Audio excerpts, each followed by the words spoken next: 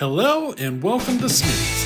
I am a wood cutting fanatic who loves to run a chainsaw. I run alcohol chainsaws, ported chainsaws, I race chainsaws, and I even run the occasional vintage. Now remember, I cannot do this without you. You're everything to the channel, so please remember, subscribe, give that thumbs up, leave that comment. Today, we are going to have a lot of fun. So, how you doing? We got a special video for you today. We're going to compare two saws that I've built.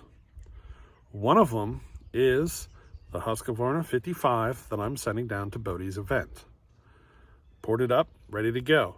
But today, we're going to try to get her leaned out a little bit and see what this saw is actually capable of. We're going to try to get, whatever we can get out of it. But we're also going to compare it to the 50 that I built. The 50 has a Partner 5000 top end on it, which is a closed port cylinder and everything.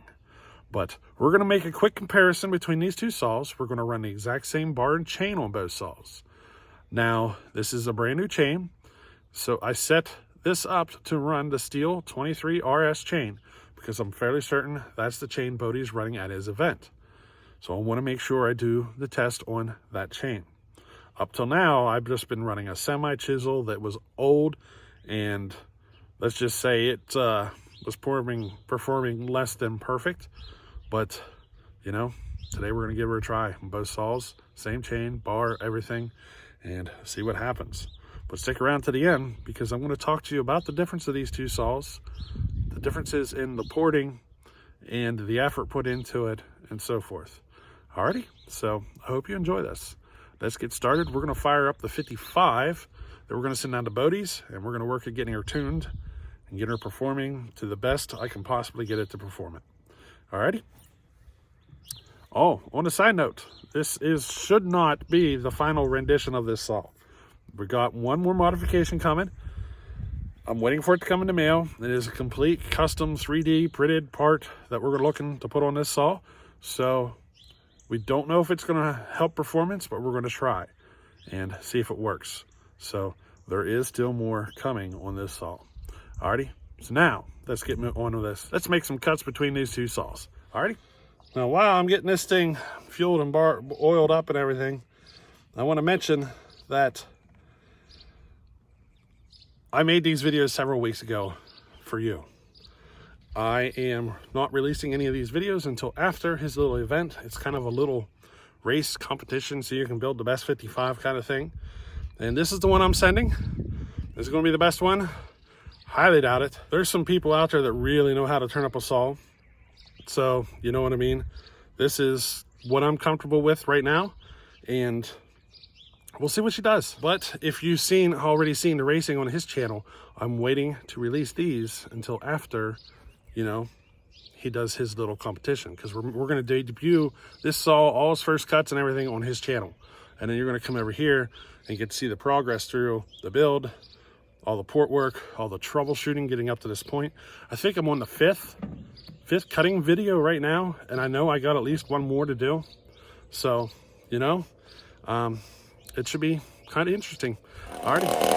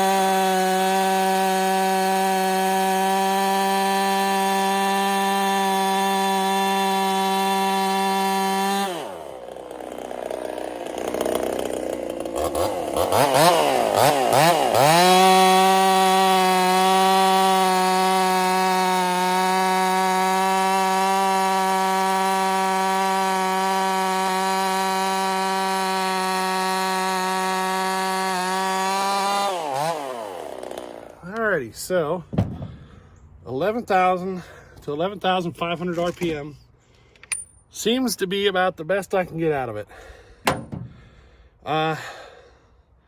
Yeah, I mean, that's to have it pull with and still have torque.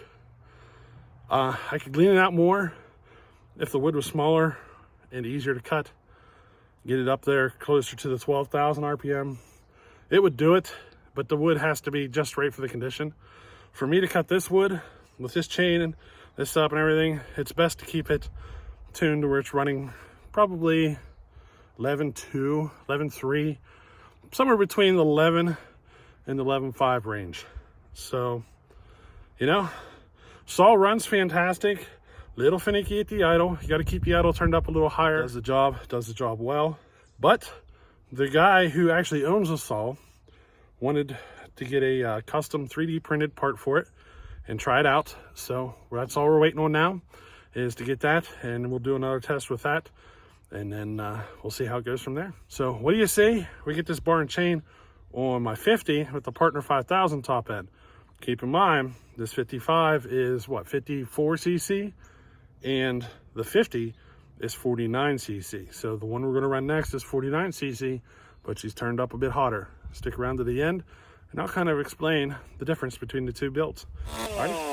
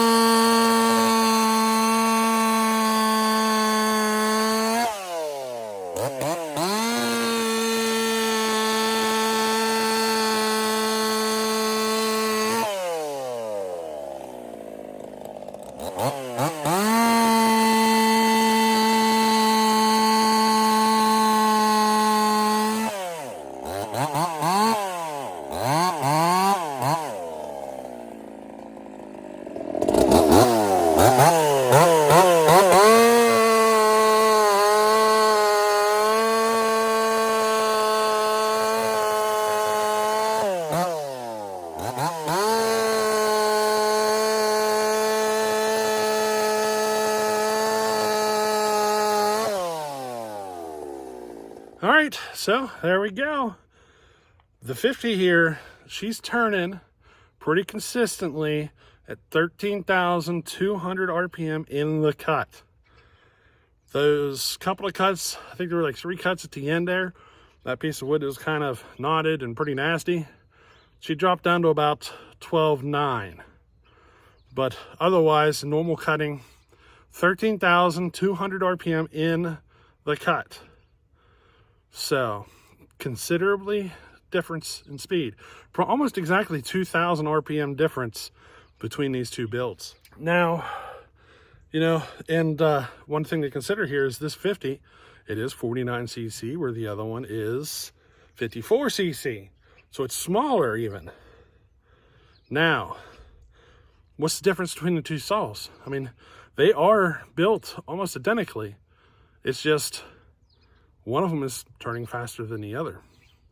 Well, you see, in order to machine this Partner 5000 top end to get it to the way I wanted it, it was easier to do than to machine the 55 top end to get, you know, the compression, everything where I wanted it.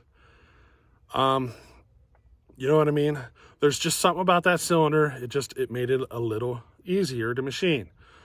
But they both have, you know, a lot taken out of the combustion chamber. I think they both have about 50 thousandths taken out of the combustion chamber. They both have about the same amount on their pop-up piston, all that stuff. Now, the 50 is running a much higher exhaust roof. I was trying to get this RPM turned up, so it is much higher than the 55. I just didn't feel comfortable with the 55 trying to get it that high. I didn't think it was going to be possible. The reason is because of the transfer design between these two saws. See, the 50, that Partner 5000 top end, it is a closed port transfer design, and they are kind of small. So, which enabled me to go in there and manipulate those transfers to get that flow going pretty much exactly the way I wanted it, from the bottom all the way to the top.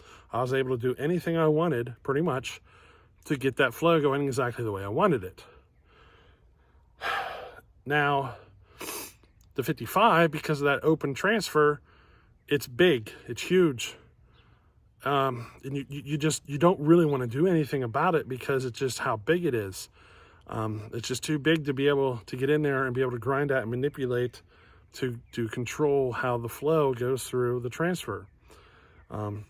So basically I was limited to what I could get out of the finger ports to control the high RPM, power band of that saw. Both of these saws do have finger ports. They're both set up pretty much identically.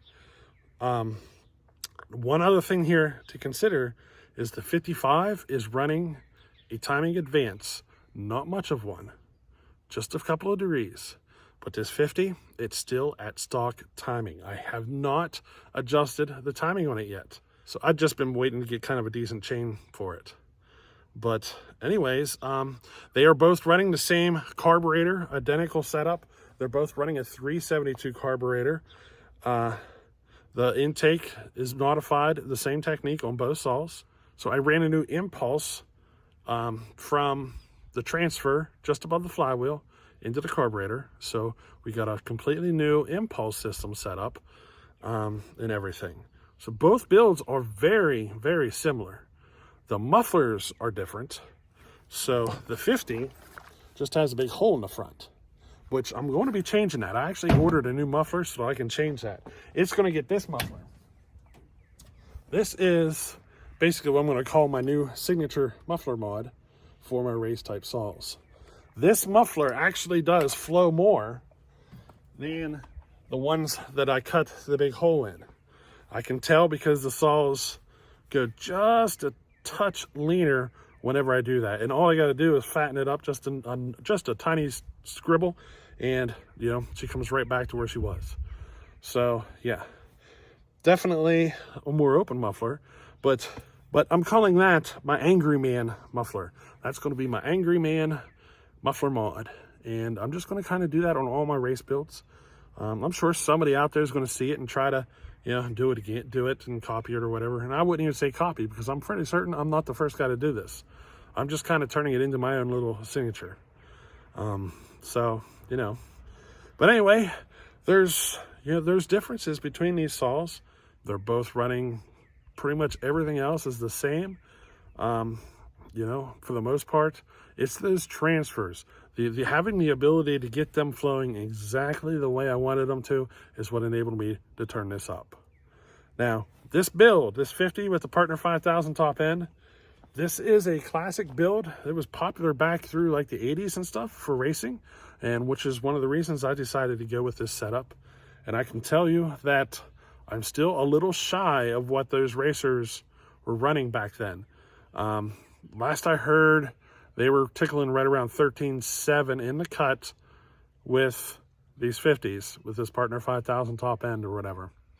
So I'm still a little shy of what those guys were able to achieve, but I'm getting close. I'm really close. So, we're going to be doing a couple of tweaks to this saw, but probably not a lot. I'm probably going to do the muffler, and we got this 3D printed part coming for this 55. If that works out for that saw, then I'll probably do the same thing for this 50. I might even try to get a few of them made. But hey, I hope you enjoyed this little one. A little bit on these two saws and their performance differences and stuff. And it's all about the transfers. So anyway, hey, I hope you enjoyed this little one, and we'll catch you on the next one. Later.